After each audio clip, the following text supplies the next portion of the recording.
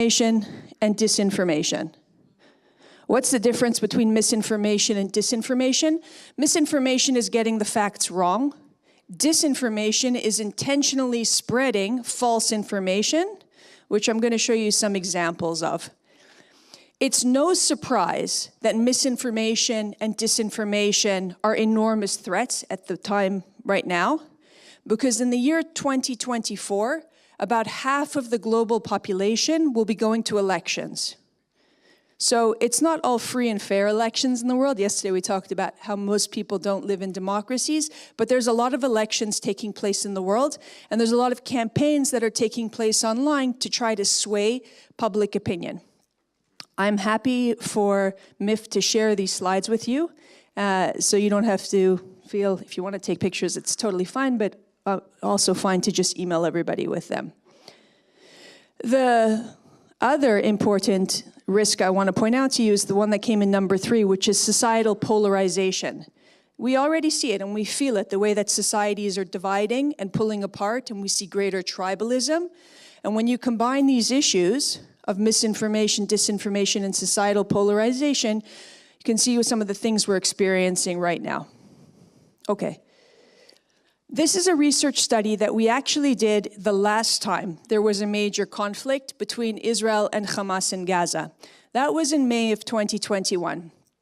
And the reason I want to share it with you is I want to try to explain to you the relationship between what happens in the real world and in the Middle East, and what happens on social media, and then what happens in the real world of our local communities. There's a direct relationship between all these 3 things.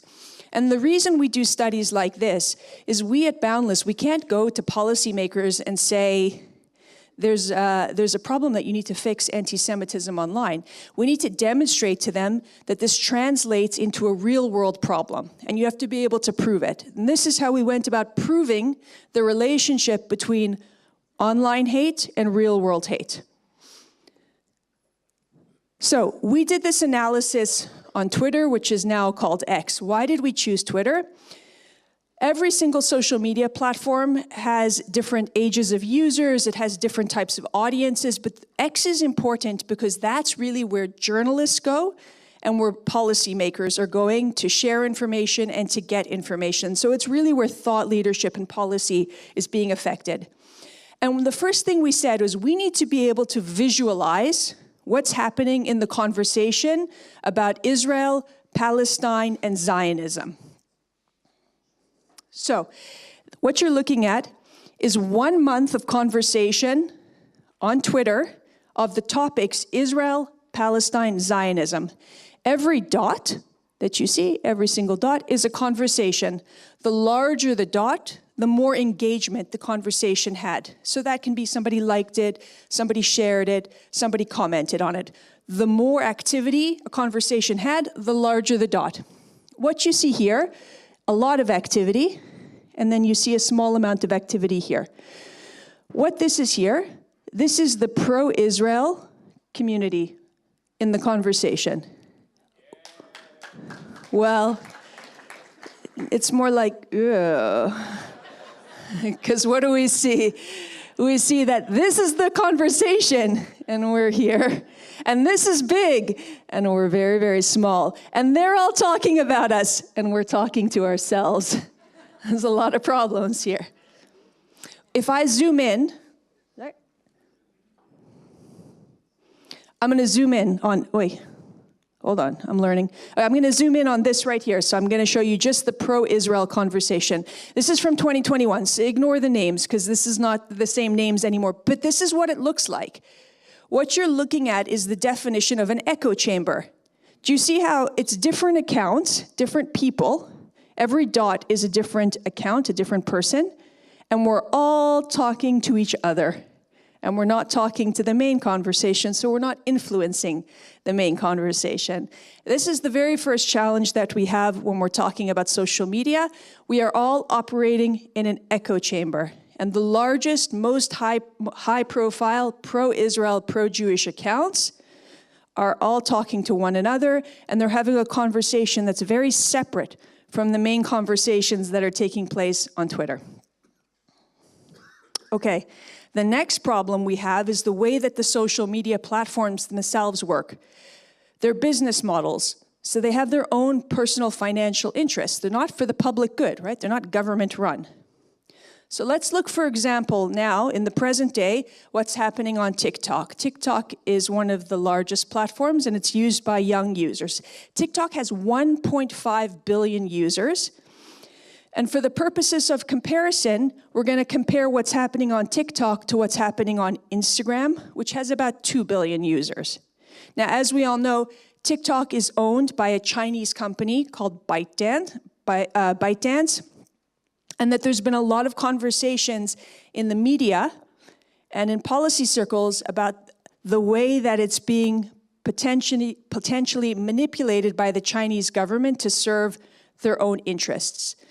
So we worked with a data science company called NCRI, the Network Contagion Research Institute, and we wanted to understand what's happening. This is what we found. You can take a given topic that would be of interest or concern to the Chinese government, so talking about the Uyghurs, Free Uyghurs, Uyghur genocide, talking about Hong Kong or Tiananmen Square, South Chinese Sea or Tibet or the Dalai Lama, and we can do a comparison. As a ratio, you would expect that on TikTok and on Instagram, it would be about the same ratio level of conversation, unless there's some sort of manipulation taking place. And what we see is that there's very clearly manipulation taking place. So pink is Instagram and black is TikTok. And what you can see is that on TikTok, you're getting suppression or muting of conversations that are uncomfortable to the Chinese government. And when you look at conversations that relate to the United States, like America, you see that there's amplification of messages that try to discredit the United States. So you can see that TikTok, Chinese-owned TikTok, it appears that there's a great deal of manipulation happening in the algorithm itself, so that it is making louder conversations that are in China's interest and also making softer conversations that are not in China's interest. Okay, it just goes from bad to worse. Let's keep going. In this current war, for the last 7 months, Boundless, my nonprofit, has been doing a lot of research about where people get information, what they believe is credible information. Where people get their information is very closely correlated to who they support in this war. So, blue are supporters of Israel. People that are getting their news about the war from the Israeli government, from mainstream media, from academic sources, from the United States government, are much more likely to support Israel. People who are getting their information from friends, family, and especially social media are much more likely to support Hamas. And here's where we can see that social media is having a pretty big influence on how people are understanding the war, where they're getting their knowledge and information about it.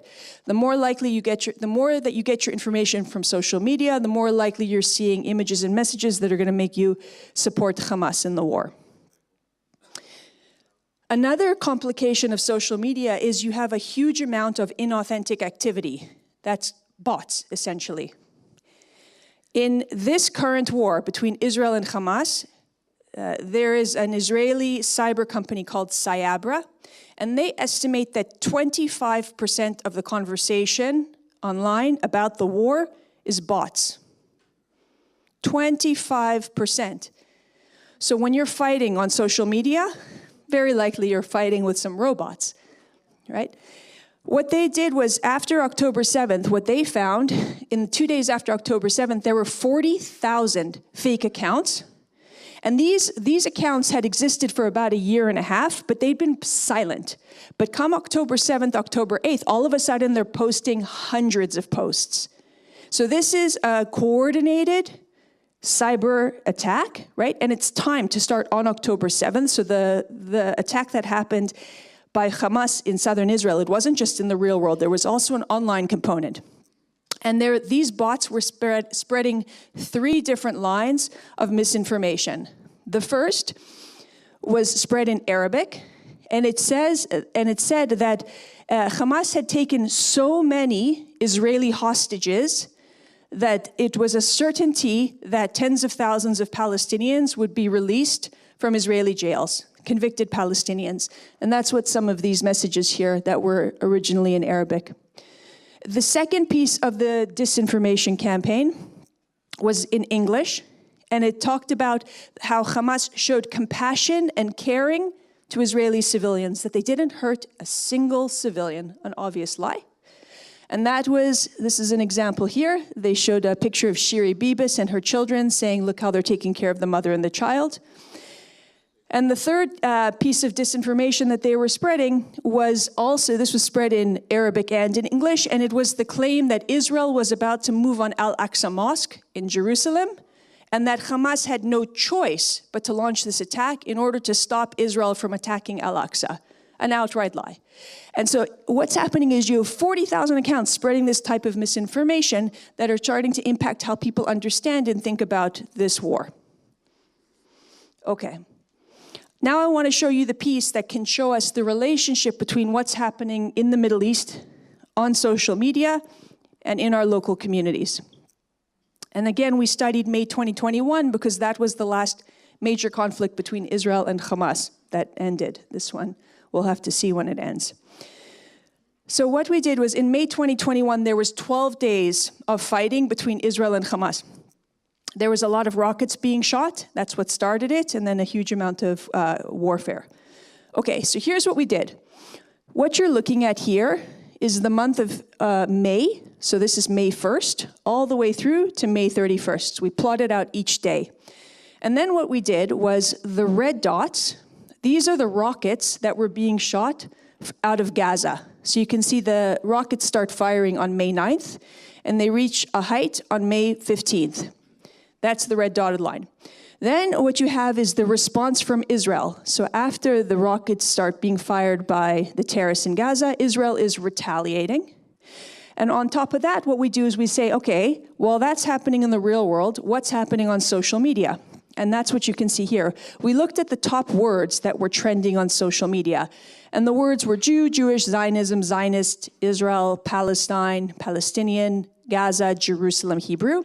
This is all what we call neutral language. It's not positive and it's not negative. All it means is that people started talking about what was happening in the region. Something is happening. But very, very quickly, neutral language turns into what we call weaponized language.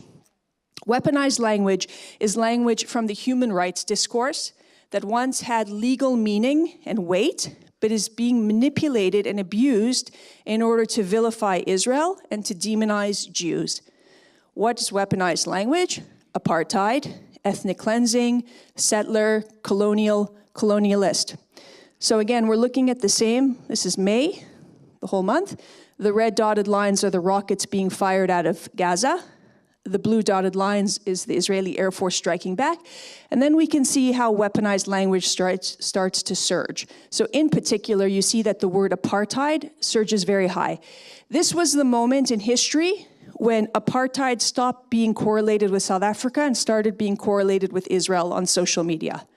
On social media, apartheid now equals Israel. Before 2021, it still had a correlation with South Africa.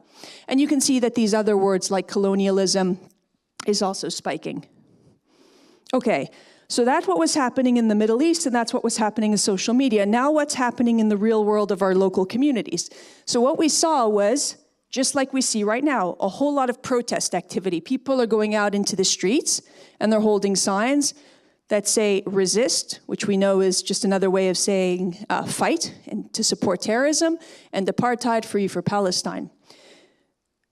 And what we were able to do here is, again, so what we did was we plotted the red are the rockets out of Gaza, the blue is the Israeli Air Force striking back, and the green now is where there was protest activity. The protest activity surges at the same rate as the rocket activity surges. And on top of that, we said, let's look at real-world anti-Semitism. And we can do that. There's, in the United States, where we did the research, there's two databases. One is called AMCHA, this is for college campuses, and one is the ADL. And what you can see is that anti-Semitism starts to surge as well. Let me show you an easier way to see all this information. So what we're looking at is the month of May.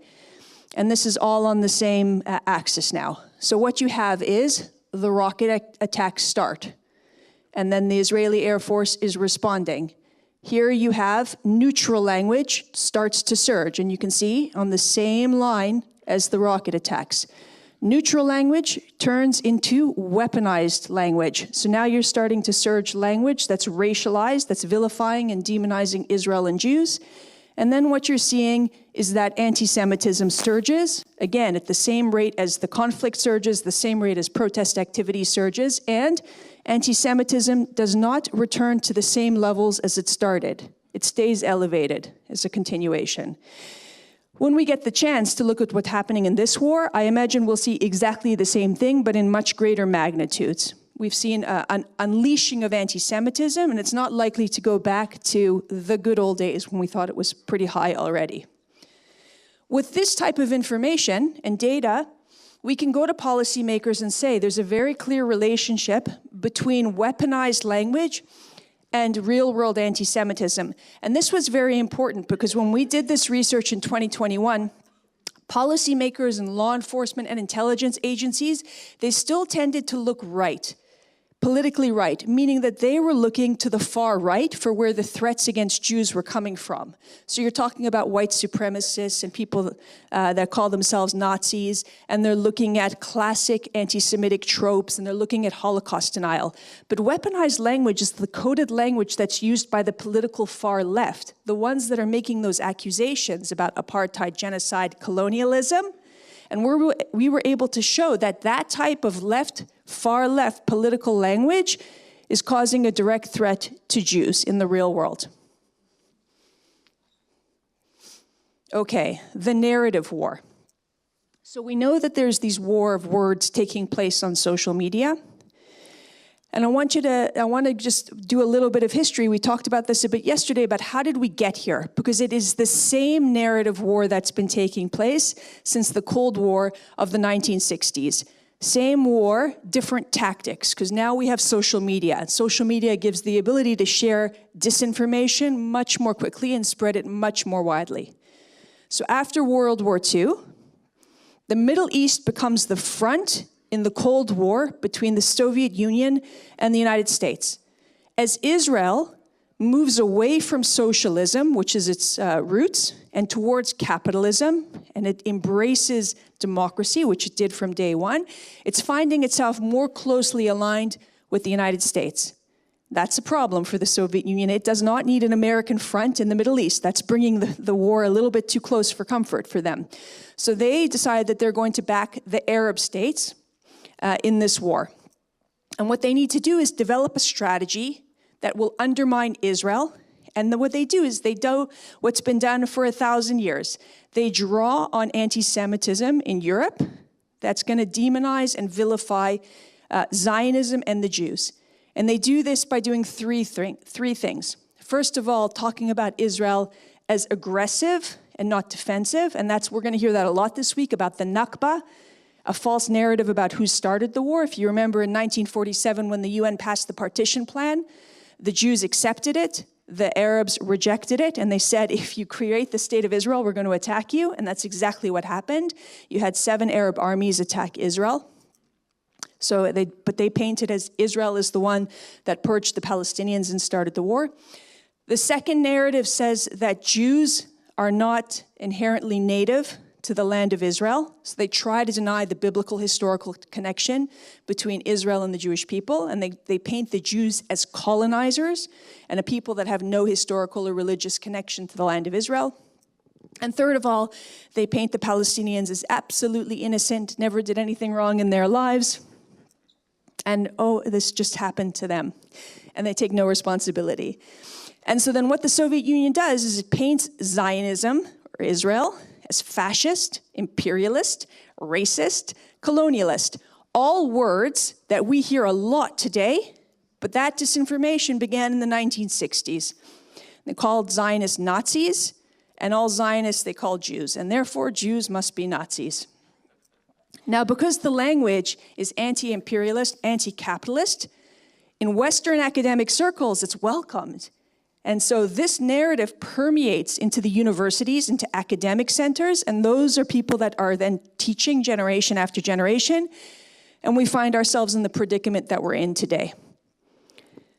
There are 3 ways that are constantly being used to try to erase the Jewish connection between Israel and the land of Israel, between Jews and the land of Israel.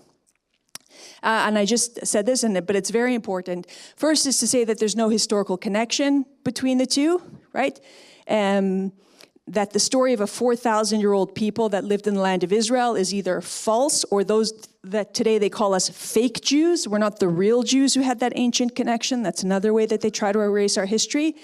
The second is that they don't ever talk about the ways that Arab countries and Palestinian terrorists went to war against the Jews, or the fact that, let's say, Hamas has a charter that says its entire existence is to annihilate the state of Israel. The third piece is to dismiss the history of peace offerings. All those different times in Israel's history that it tried to make a peace agreement with the Palestinians, and it was ultimately rejected, even when they were offered huge amounts of the West Bank in land swaps. Anti-Semitism it's a virus that in every generation will appear as whatever is the greatest sickness in that generation. So it makes Jews into whatever is the worst quality of that generation. So in the time of Christianity, Jews were painted as Christ killers. In Marxism, they were capitalists. In Nazism, they were defilers of the race.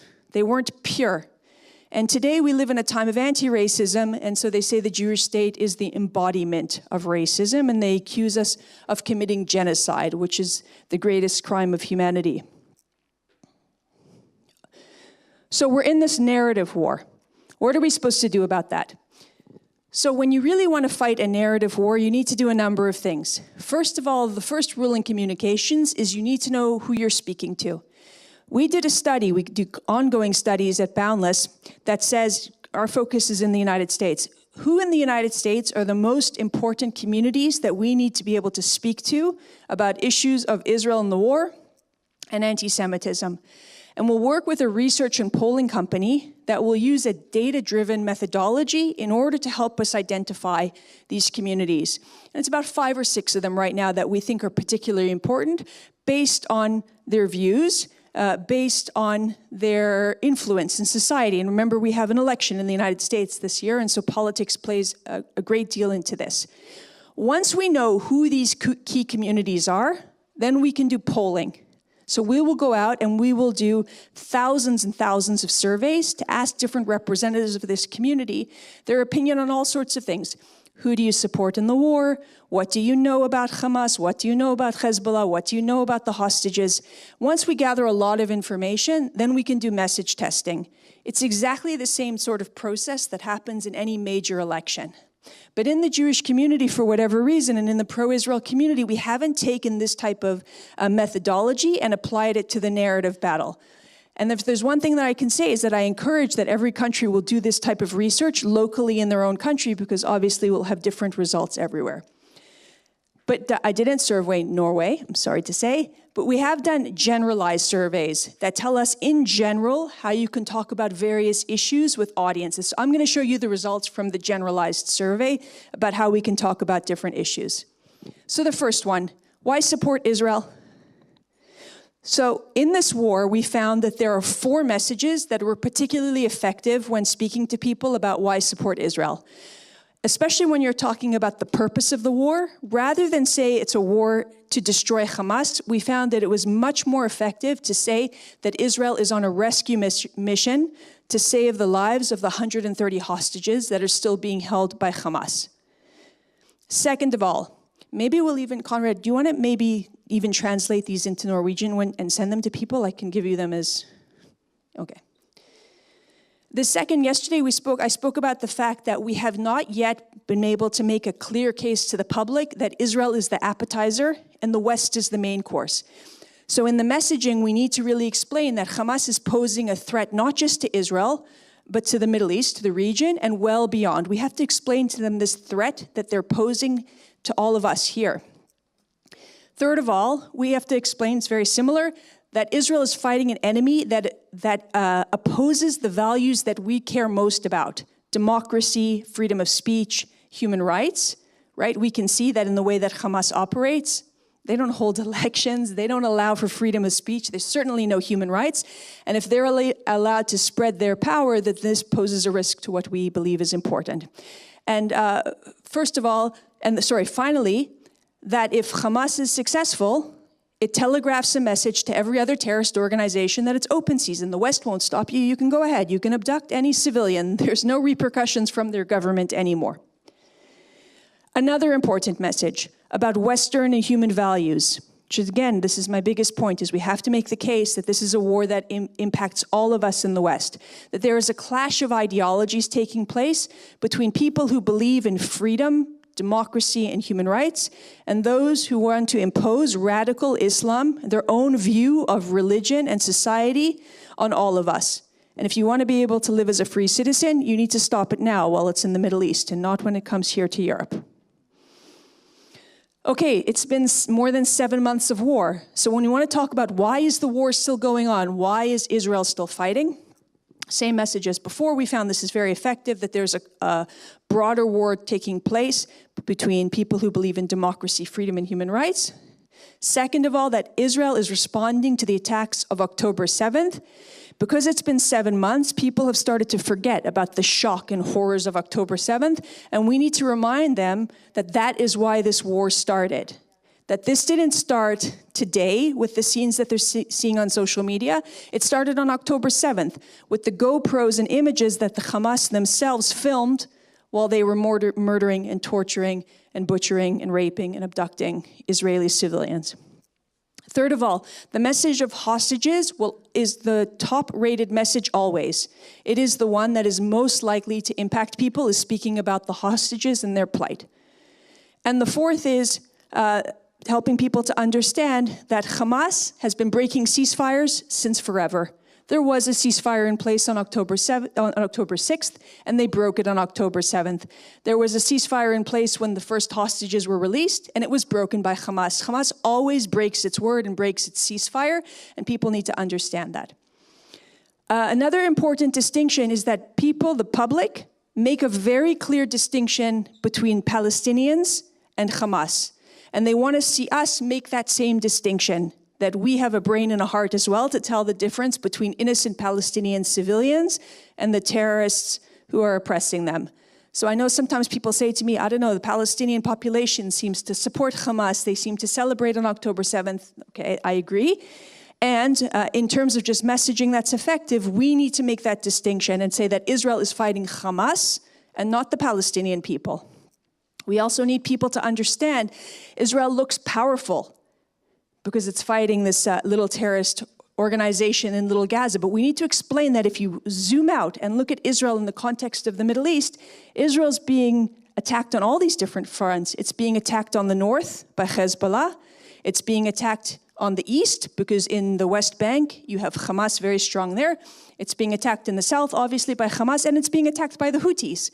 So when you zoom out of it, Israel's actually fighting a number of different wars for its survival.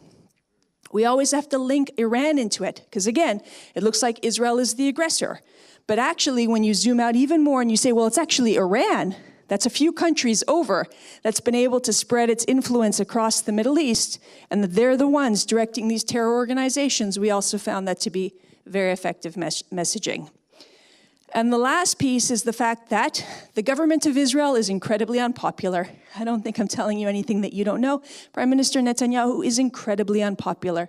And again, people want to see us make a distinction between the government of Israel, some individuals that they find to be unfit to sit in the government, and the fact that this is not the Israeli people and this is not the country of Israel, that there's a distinction, that you can be critical of the Israeli government and still understand that this is an important war, that we need to bring home our hostages, and Hamas poses a threat to everybody.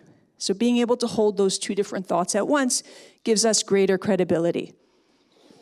When we're talking about Hamas, there is a shockingly low amount of information of what people know about Hamas. That means we have to be able to tell people and explain it every single time. We cannot assume people know what Hamas is, and especially they don't know what Hezbollah is.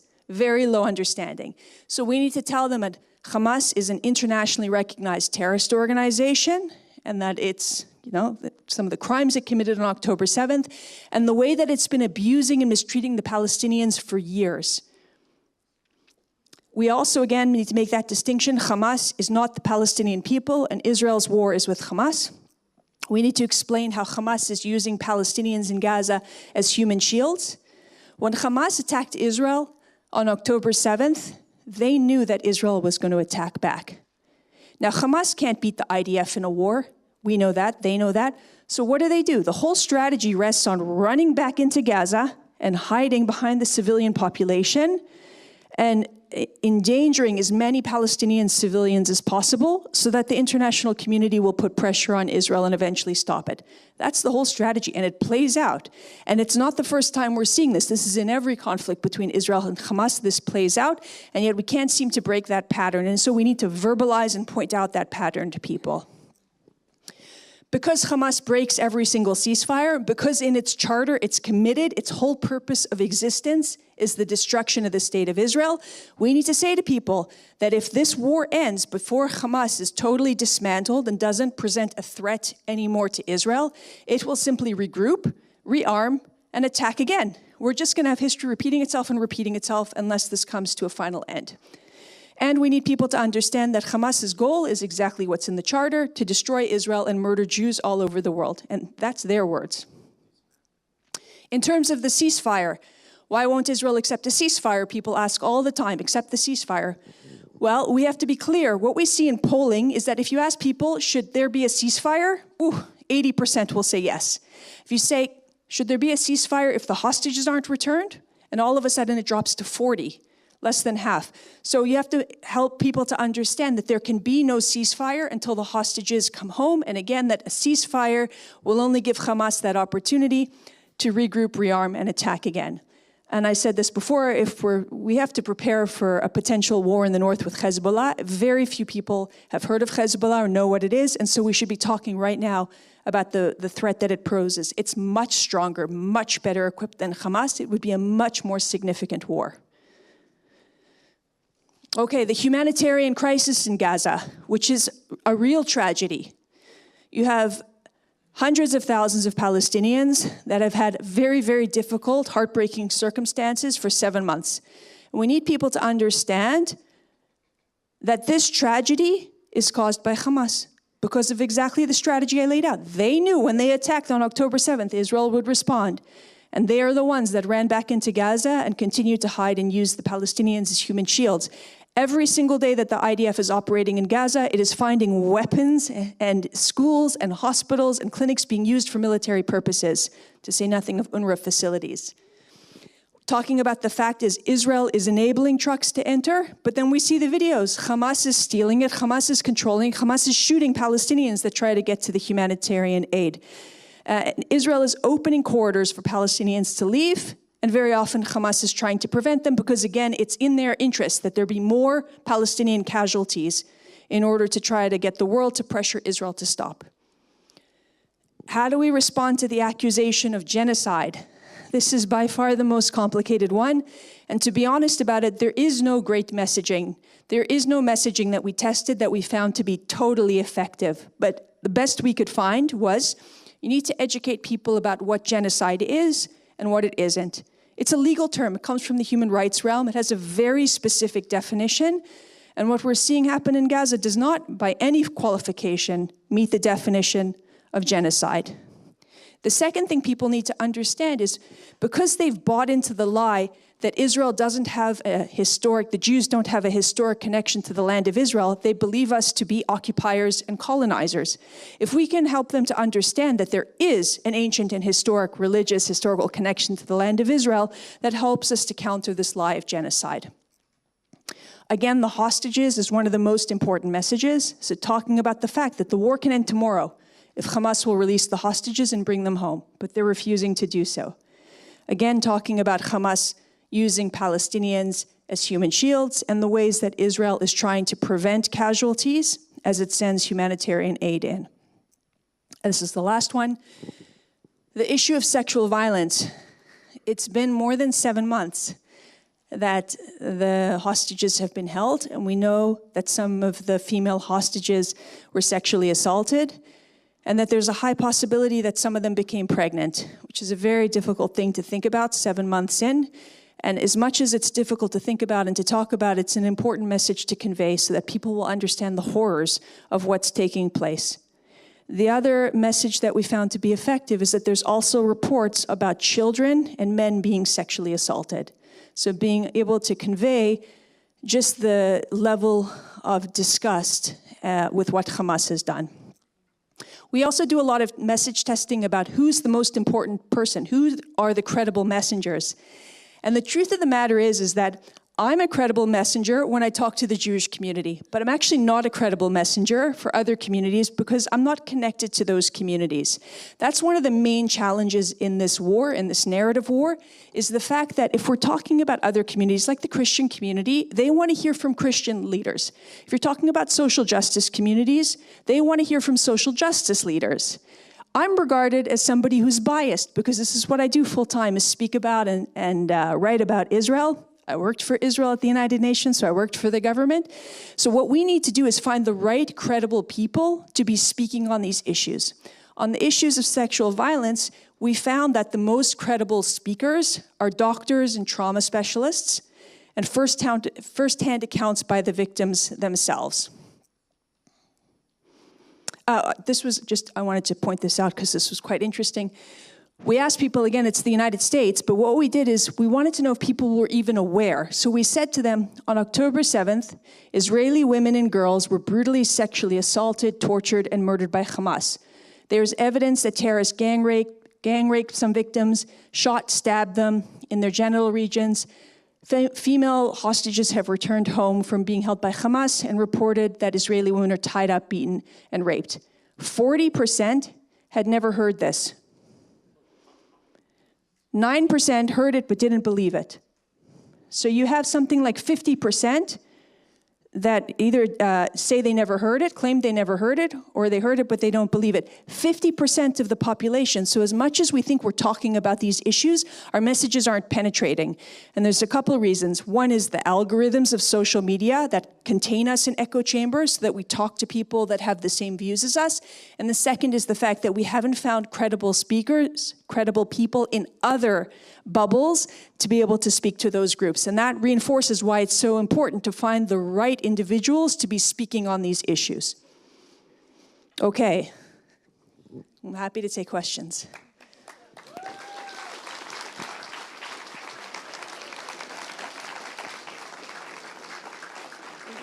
Thank you so much. So, hvis det noen som har spørsmål nå, så må dere komme opp her, så skal dere få sjansen til å stille Klompas et spørsmål. Questions, yes. Questions? Questions. For them. Oh. How long do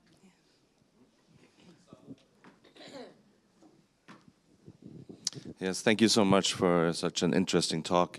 I want to ask you, by addressing some of the points that I get from like pro-Palestinian, pro-Hamas people when I talk about Israel, so that I know what to say when people say these. One thing that people tell me when I talk about Israel and Hamas is that they allege that, don't you know that Israel and Netanyahu actually were the ones who financed Hamas in the beginning? And what I want to know is, well, how do I address that? What do I say to that? And is there any truth to those kinds of rumors? So we haven't actually done, what's very important in the type of testing and messaging that we do is everything that I've done is based in data and science polling. So I haven't actually message tested on the issue that you asked me about, so I can't answer it from a data perspective. I can only answer it from Aviva's perspective, which is the notion, I'm not sure actually what the nature of the argument is that they're saying to you, because I guess my question to them would be, does that justify what happened on October 7th? What does it justify exactly? Even if that were to be the case that Israel maybe thought that through economic benefit, it could do better for the people of Gaza and push them away from terrorism. Maybe that was the thinking, but what justification is that? So Israel maybe did a chesed, did a kindness, and this is the response that we get. It further ingrains the notion that you can't negotiate.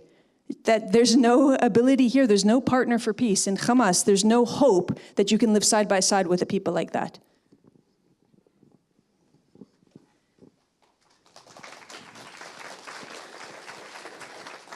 A lot of pro-Palestinian don't even believe that Israel is a democratic state, because Benjamin was in charge in 1997, and NRK also sends clips. So many think that Benjamin has been in charge since then. So how can we, Yeah, there's a real challenge in the fact that Israel's government is incredibly unpopular and Benjamin Netanyahu as an individual is unpopular. But what I would say is there were 5 elections in 4 years. I'm not sure anybody's done better democracy than that.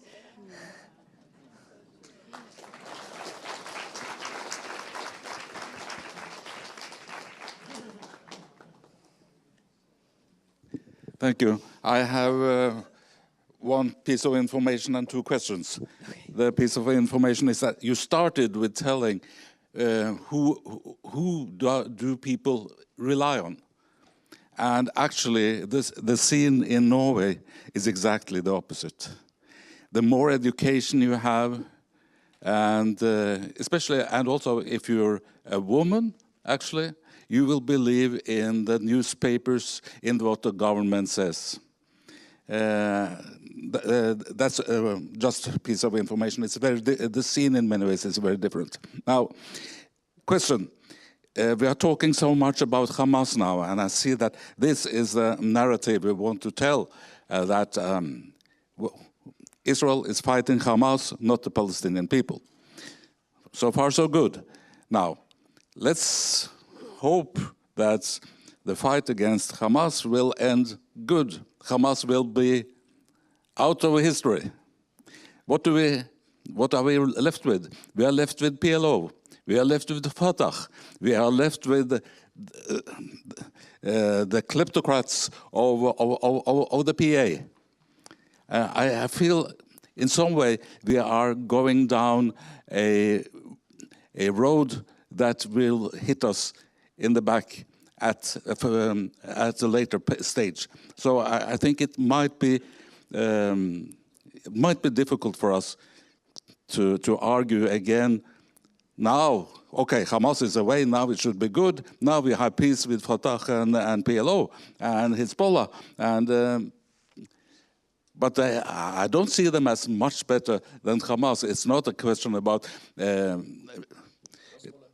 terrible people and not terrible people. It's a question of who are the most terrible.